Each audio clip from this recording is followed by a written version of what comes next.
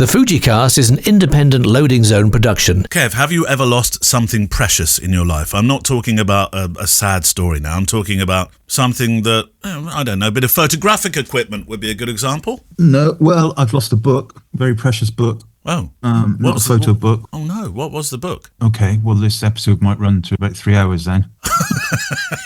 Can't you praise? I tell you what you should do. Take a leaf out of a big broadcaster's book and just edit the very end to the very start, and we'll be good to go. I'll do that. So my granddad was Field Marshal Montgomery's driver in the Battle of El Alamein. What? And after the war, Field Marshal Montgomery wrote his diaries, and beautiful book it was with fold-out colour pages. It was just stunning. Yeah. And a little bit like the opening scenes of Dad's Army, you know, with all these great big arrows that showed the battles that he did and all of that kind of stuff. Yeah. And I had a personally signed copy of that from Field Marshal Montgomery to my granddad. There was only 5 in the world ever printed.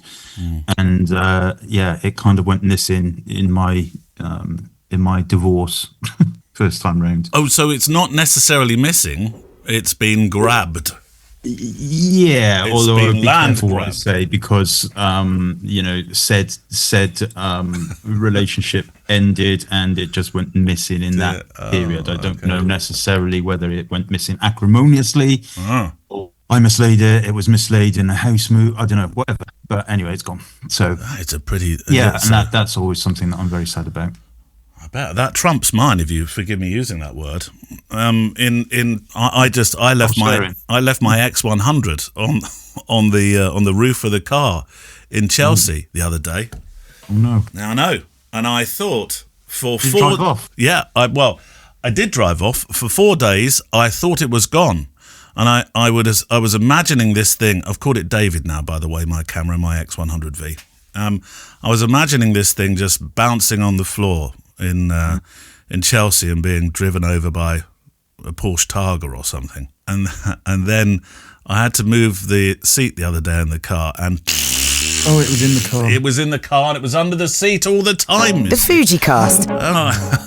That's a happy ending. It is a happy. So, well, there we go. You've got a sad ending. I've got a happy ending for you. But had you already claimed on your insurance? No. I was absolutely convinced I was going to find it, even if it was in a million pieces in Chelsea. Have you been to Chelsea recently? I've been to Brompton recently. Brompton's fairly posh. I've never seen so many Porsches lined up one after the other, and I don't mean it was a Porsche sales showroom. It was just one after another. Not a stretch. Well, that's because 2% of the world's population have 98% of the world's wealth. And they're all living in Chelsea. Brompton. Brompton, by the looks of it. Anyway, welcome to the FujiCast. You and your questions that you've sent in about photography and Fuji. If you're sending in by email, it's click@fujicast.co.uk. But you can also send in by Kev's favourite social media outlet, which is Facebook. How do we do that, Kev?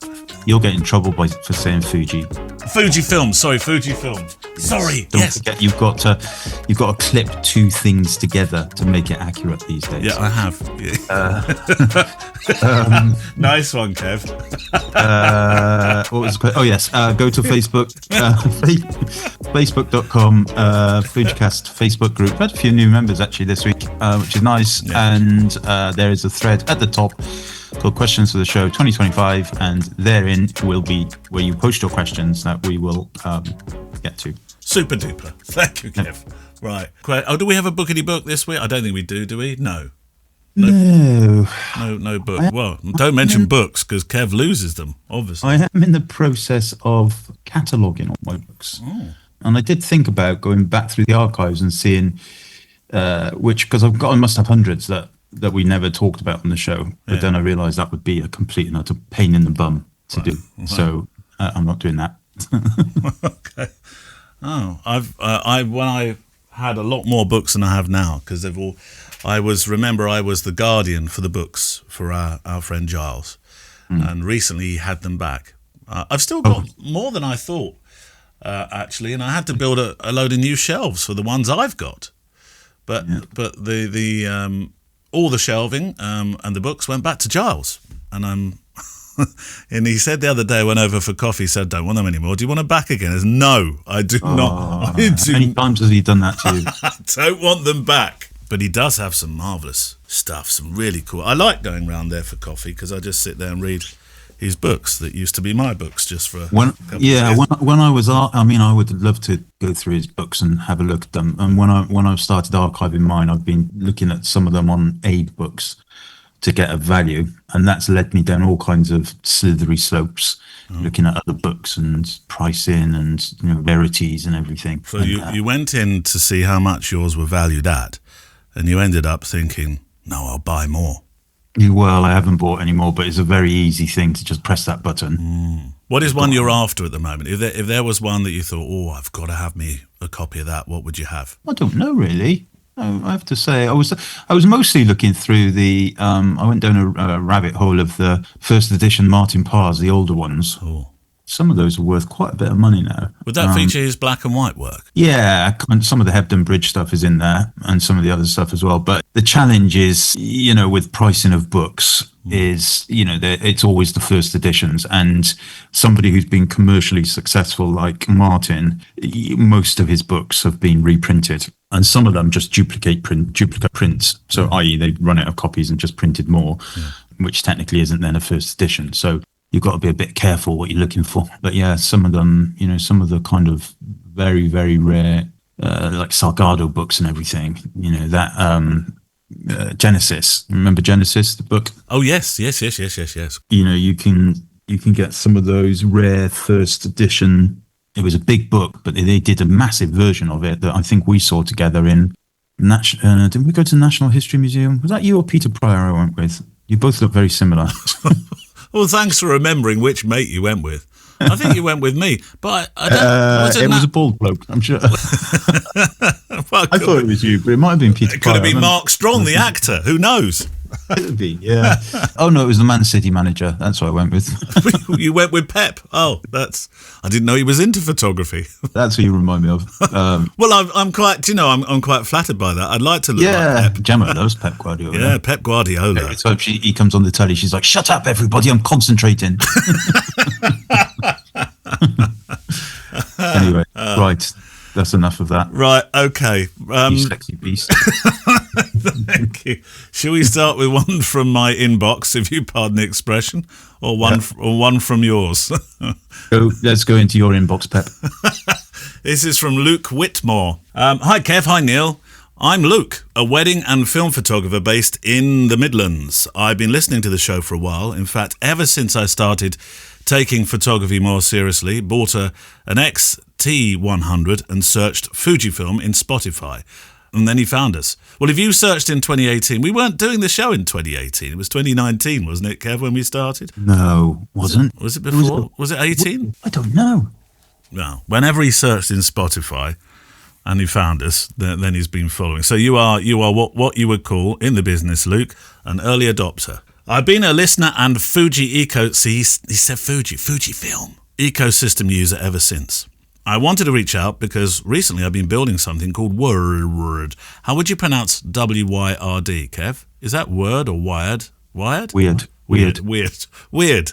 A creative retreat for photographers and small business owners who've had enough, quote, bullshit. I wanted to throw out the growth hacks and styled shoots and have a gathering in the real sense. Food, fire, good conversation, and talks around getting that creative spark back. The idea came from a frustration I've had many years living here in the Midlands. Is that?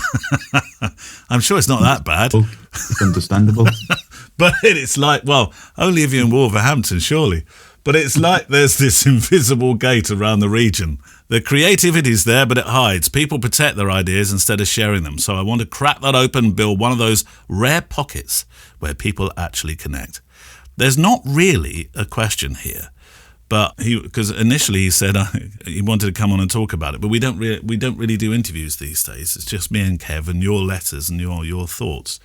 But what do you think about that, Kev, as a creative retreat?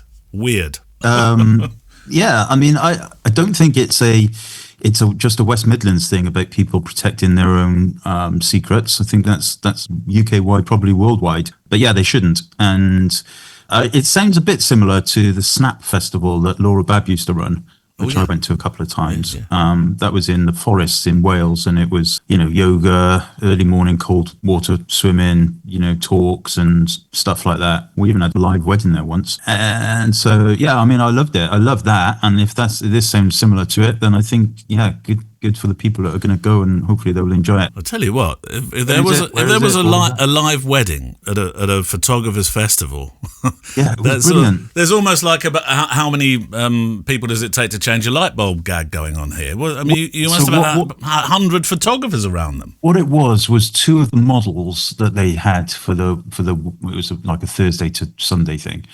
Two of the models were getting married. They said, well, get married here, and we'll do a whole thing. And we had a whole day where they had their wedding, they had a celebrant and all of that kind of stuff. And each of the speakers, I was one of the speakers, the teachers that year, had to photograph a part of the wedding. Oh, I thought you were about to say you were a bridesmaid. No, I wasn't a bridesmaid. I had to photograph the ceremony, and then other people did things like bridal prep, and other people did the bridal portraits and all of that. It was great. It was a really good day. So tell us about the weird festival. Well, I mean, I hope he is pronouncing it weird. I think it's wired. I think, yeah. It's going to be he says, I found this a pretty big place in the Peak District where I wanted to host it, especially as the Peaks have a strange energy, and it's all rooted in folklore. The word weird. See, I'm not sure if this is the best word. It comes from Old English and Norse, meaning to carve your own path. So it's a good word. But Kev, should you have a word that people are going to be mispronouncing from the start? I don't know. You've been mispronouncing Fujifilm for decades. No, I've been leaving bits off. That's different. He's booked the venue on instinct. He's paid the deposit, and he's dedicated to building something around it. So I tell you what. When is it? It doesn't give me the dates, but the emails only just come in. So it probably must be 2026 at some stage. So what I would like, Luke, you're going to say now, well, why did we just have a conversation? Why didn't you send us all the details about it? Because I think that would be a nice thing to be able to plug for you. Don't you think, Kev? Yeah, hang on. I'm just trying to quickly find it. WYRD. Well, I like the fact that it's 2023. Right, well, that won't be it. I like. What's it actually called? WYRD what? That's it. The festival is called WYRD. Well, I typed that in and I found Weird Wild West Festival, but that was in 2023. Well, maybe. Okay, right, all right. Well, let's Luke, if you're listening. Which he will be. There's going to be a part 2 to this. Stick it in the Facebook group with the details, and then people can decide if they want to be wired or weird themselves. I do like the idea. Sounds intriguing, put it that way. I do like the idea of photographers shooting different bits of it. If you all had to, I don't know, have a glass jar or something, and you picked out the day parts you were going to be photographing, what if you had picked out the one that said family portraits? Yeah, I think Laura allocated it, so it was fine. She knew. Go on then, Facebook. Good luck with that, Luke. It does sound fun, and sounds like you're going the right direction with it. Some more deets. I will, in time-honoured tradition, start with the most recent question, which was yesterday. Chico Limjap. Now that's a name, isn't it? Yeah. Chico Limjap. Do you know what Chicos means in Spanish? I don't. Like guys, like, when you say, come on guys, let's go. Chicos. Chicos. Come on, Chicos. Oh, is that what you say? Yeah, Chicos. Okay. Chico Limjap. He says, a question for Kevin. Now, there's a reason he's asked this question, because I posted a link to a portrait shoot that I did last week, and he's asked me specific questions about that, and it's a very ironic question. Okay. I'm going to send you the link now, Neale, so you can see. Stand by for a bing bong. There we go. Avon calling. So this is the kind of question I've never had before. Oh, this is a striking portrait. Is this the portrait, the picture that it's... Must remember to put this on the show page or a link to it. There is, there's a lot of pictures there below as well. He goes, number one, what's your go-to light modifier for portraits? Number two, would you walk us through your lighting process when shooting a human? And three, would you use strobe or continuous lights, and why? So... I think I could answer those questions for you. Yeah, I've never thought I would ever get a question like that. However, it is off the back of that post that I put on there, so I will basically explain what I did. Let me just say, and I can understand why he's asking these questions, because you've lit her beautifully. Very, very balanced lighting. This is not harsh, it's not stark. This is beautifully balanced, Kev. If you were lighting a television studio, I'd hire you. Yeah. Okay. So to put this into context, I shot it all on the GFX 100S, which was really nice. I'm kind of getting more and more inquiries about this kind of stuff, so I'm tentatively thinking about upgrading that camera. However, it's fine at the moment. So the main light that I used for it is the Aperture 300D2. So it's constant light. It's technically a video light. I don't use flash because I don't understand it. And on that was another Aperture product, the Light Dome, which is a big, lovely. So there are two light domes. There's the mini dome and there's the much bigger one. I'm not sure there's any in between. This is the bigger one. There's a second version of it. I've only got Mark 1. There's an Aperture Light Dome Mark 2, and it's exactly the same size and stuff. I can't see what they've upgraded. I would imagine it's still got a grid and everything on the front. I can't see how that would change. Yeah, well, it's kind of. Do you use the grid on it? Do you use the grid on it? No, it's like a half full circle. Anyway, I'm looking at it now, and then to the left, I've got something known as a Pixapro linear strip box. It's probably 2 feet long, but only about 6 inches high. And I have that angled long ways. So it's not vertical, it's horizontally. And that's got adjustable barn doors, I suppose. Is that what they call them? Barn doors. Yeah, they do, yeah. And that was it pretty much. And then at the very end, if you look at those posts, I think, let me have a quick, just double check I've got one on there. Very end, she wanted to do something a little bit different. So there's the one with the glasses. Those glasses, those sunglasses that she's wearing. She said, "Oh, I forgot my sunglasses. I want to do a picture of my sunglasses." So they're yours. These are they're not even sunglasses. These are anti-glare glasses that I sometimes put on when I'm using a computer, not for editing. When you're going skiing. But yeah, they do look a bit like that. And there's a gobo. There's a gobo in the background as well. Correct. Yeah. So that in the background is a Amaran spotlight. So I've got an Amaran spotlight on my old Aperture 120D light, which is using that gobo to get that window in the background. Hang on a minute. We've got a 3-light shoot going on now, Kev. It is 3, yeah, but only for that last one. Only the one with the gobo in the background. Everything else is 2 lights. So to answer the question, they were the modifiers. That was the process, and they were strobes, and they were continuous lights, not strobes. And the reason why is because I can see exactly what it's going to look like when I'm shooting it, basically. Oh, and more and more portrait photographers are using constant light source. It's gone a full circle, really, hasn't it? Because that is how studio portraiture, way back when, that's how it was done with hot lights, wasn't it? Really, like film studio sets. Moving it, actually, was it? Yeah, it was. Yeah, but long before Flash. Then, I mean, I really enjoyed it, and the thing I notice when I shoot with video light, and that's all I've ever shot with the studio stuff, is you do end up unless you get the light right in her face, which can be a bit too hot, and I mean like bright, not hot, and it can be a little bit disconcerting. If you get it, if you place it where it's comfortable, then it does push the ISO up a little bit. You end up, I mean, some of these images are, anywhere between 320 and there's a couple that hit 1,000 ISO. And that's fine. I like that because it adds a little bit of natural grain to it. I like that filmic look, and that's what I've tried to kind of edit in with it. So yeah, with Flash, you can keep it much cleaner, obviously, but I kind of like that filmic feel to what the GFX gives when you shoot at those kind of low to medium ISO ranges in the studio. Well, it's wonderfully lit, Kev. Redheads is the word I was thinking of. I was coming up with blondes. The blondes were these huge. I think they were were blondes bigger than redheads? We've gone off on completely different. No. These are names of lights. I prefer brunettes. No, there was no light called brunettes. Blondes and redheads. That's their terms that were used on film sets. But the old Hollywood one was something different, and I can't remember that. But that's essentially what happened. You started with these blondes. I'm sure blondes were the bigger light with these huge lights, and then it went through the decades into Flash, and then we've come back out the other side again with these fantastic lights, and they're not stupidly expensive. I know the one you're talking about is slightly more pricey. But you can get pretty good LED lights these days for not a lot of money, Kev. Yeah. I mean, those aperture 120 and 300s.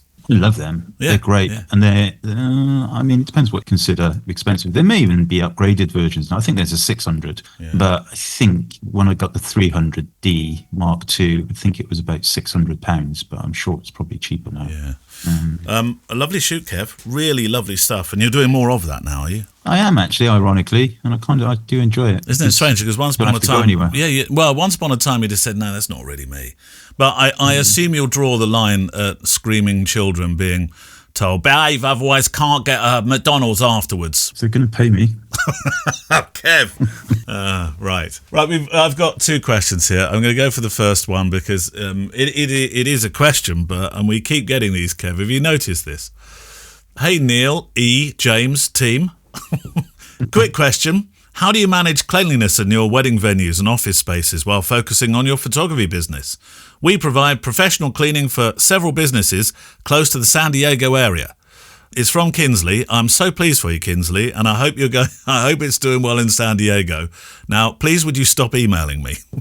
Because I keep getting these. I started getting these for the business here, and then they've obviously connected some dots and found FujiCast, and now they want to clean our business, Kev. It's going to cost them a lot of money to come over from San Diego, don't you think? Yeah, we should ask them how much. Yeah, should do. Yeah. Anyway, they do building cleaning in SoCal. Move to junk. Done. Bob Shields has a serious question, though. Big fan of the podcast. Long-time Fuji enthusiast. Fujifilm. XM1, XT10, XT2, X100 VI. Never used auto ISO. Typically start with aperture, decide on shutter speed, and then adjust ISO. Do you guys use auto ISO? If so, what settings do you use? I imagine by what settings is the parameters you set from where it starts and where it goes to. But I definitely use auto ISO. Many years ago, when auto ISO was just coming around, it was hopeless. It was awful. It really was. But now every camera manufacturer has got this one licked, really. And I mean, if you're in a studio, if you're doing what you've just been talking about, Kev, you'd never use auto ISO unless you're about to say you did. But for documentary work, being out there shooting on the street, I can't see a reason for not using auto ISO unless you're trying to do very clever light and shadow shots. I did actually use auto ISO. Did you? Oh, okay. Yeah, right. Because with static lights, I think it's fine. But yeah, you wouldn't if you're using flash for sure. Ironically, there is a post on my website under the Fujifilm Hub bit called Auto ISO Settings on Fujifilm Cameras, what they do and how to use them. So there's your starting point. But ultimately, yeah, I mean, I can't. I mean, just use it. Don't ever not use it unless you need to control the ISO. Absolutely. Yeah. If you need to make sure your ISO is clean as possible, then you need to control it. But what do you set it between? What's the ceiling that you set it to? I set my ceiling to 12,800. I set my minimum ISO to the lowest that the camera will go to. But the key part of the equation is the shutter speed. It's the minimum shutter speed, which should actually be called recommended minimum because the cameras can go lower than the minimum. I go to a 60th. So I go to 1/125 generally. Do you? Okay. Yeah. But it does depend a little bit on which lens you've got on the camera because I'm thinking about an X100 now, and I'm pretty sure I can handhold that at a 60th. You mentioned XM1s, X100s, that kind of thing. So smaller cameras, you can get away with it at the lower shutter speeds. But if you're using a bigger camera with like one of the big long zooms on it, then you might want to go to 125 or even 1260. Yeah. But whatever, but definitely use it, explore it. It's a time saver. I remember when they introduced it to the Canon cameras when I shot Canon years ago. When they first did it, they didn't have a minimum shutter speed. So auto ISO, you could set your minimum, maximum ISO, but then the shutter speed was automatic. You couldn't control what that would be. So it would end up shooting at like a quarter of a second or something. Yeah, well, that's what I'm referring to when those early days of auto ISO were not that clever. No, they weren't. But no, it's fine. And I can't, like I said, unless you absolutely need to control the ISO, I would always have it in auto and just forget about it. Can I be a bit greedy and go for another question, which effectively is 3 in a row, Kev, but really only 2 serious ones in a row. And there's a reason for it, as you're about to find out. And then you can do 2 Facebooks in a row in a couple of weeks' time to make up for it. Is that all right? Yeah. Did we make a mistake, by the way, of calling it FujiCast? Maybe it should have been Fujifilmcast. Maybe. It just always makes me chuckle because when I was an ambassador, I had an email once in the early days saying, please refer to everything as Fujifilm. Fujifilm, yeah. And not Fuji. There you go. However, I have noticed on the limited edition of the X100 VI, the limited monopers, i.e. the logo, says Fuji. No. Yes, because that was originally the Fujifilm logo was Fuji. It was Fuji. I don't know whether the company's always been called Fujifilm, but the branding was Fuji. And now it ain't. Well, this one is from Stéphane Doucet. We get some nice great names, don't we? Hi guys, when shooting handheld, you see, there's a segue there. I tend to be a bit unsteady, so I usually use a shutter speed that's twice the focal length of my lens. To keep this simple, let's ignore IBIS or IS. My question, when choosing a shutter speed, should I base it on the lens's full frame equivalent focal length? Oh, I know. We're opening up a can of worms here, Kev. For example, on an APS-C sensor with a 23mm lens, roughly 35mm full frame language, I would normally not go below, all makes sense, 1/50th. But should I factor in the crop and instead shoot at a minimum of 1/70th? Similarly, if I'm using a 110mm lens on a medium format camera, which is about 85mm full frame, should my minimum shutter speed be 1/250th or 1/170th? Now, initially I started to get a nosebleed, much like the one that you see in Stranger Things, when Eleven has exceeded her powers.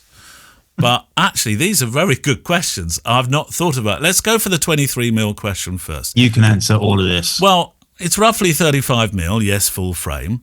So in my mind here, now having read this, I would be thinking that yes, 1/70th is the natural speed perhaps you should go for.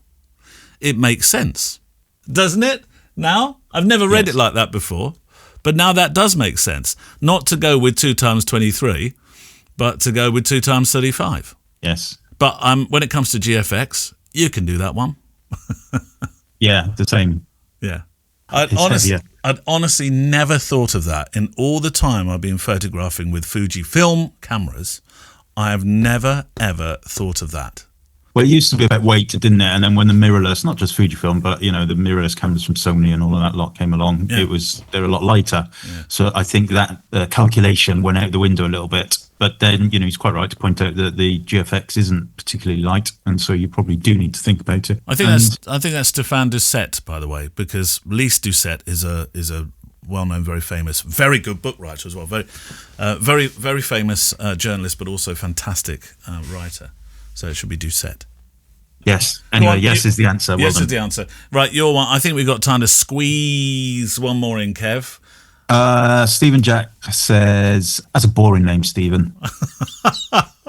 Oh, Kev. Poor Stephen. Sorry, Stephen.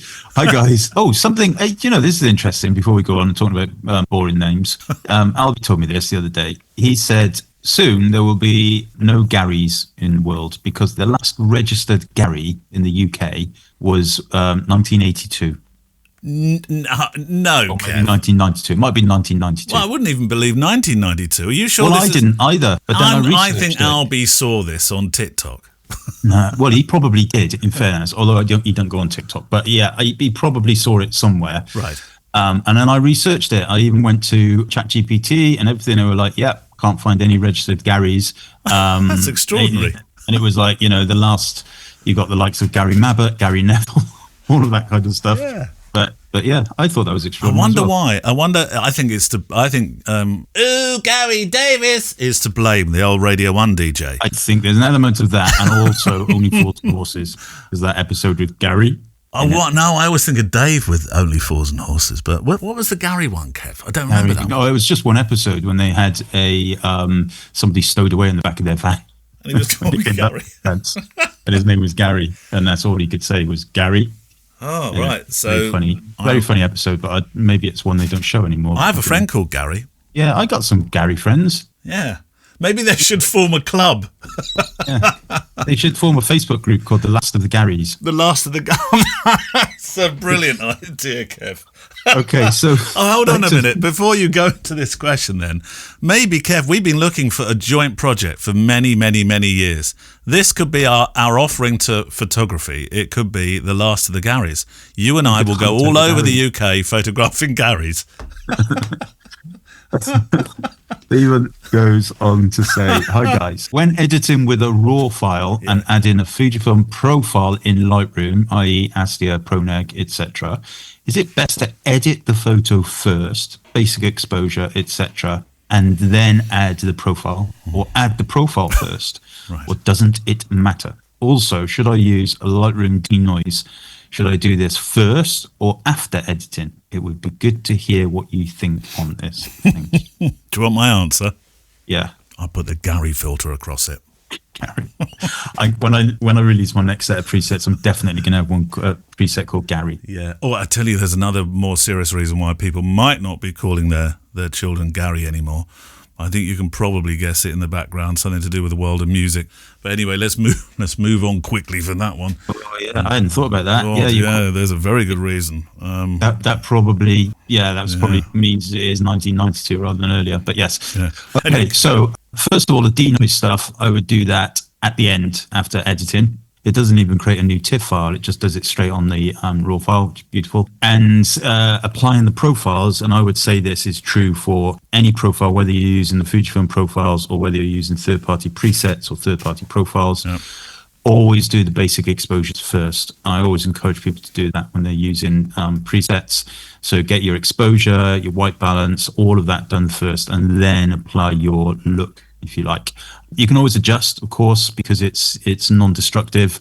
Don't worry too much about it. I mean, if you did it the other way around, it wouldn't really matter.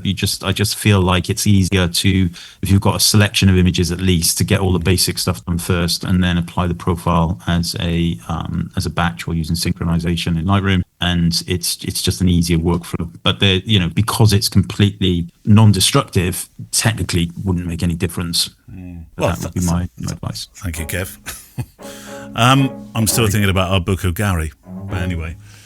Right, that's Last it. of the Garys. It's got to be called Last of the Garys. Last of the Garys, yeah. There's a film called Last of Sun. Oh, that was Last of the Mohicans, wasn't it? I'm not sure this would be the same. If we could find a Gary with a Mohican, that would bring it full circle. That would be the front cover, Kev. Yeah. That's it for another couple of weeks. For those who are Patreons, of course, we'll have a pop-up for you next Monday, but we'll see you in a couple of weeks' time. See you later, Kev. Bye. Bye. The FujiCast is an independent loading zone production. Email the show with your questions and words of wisdom to click@fujicast.co.uk. Email any complaints and political nonsense to our wives, who will deal with your comments in their own good time and in their own good way.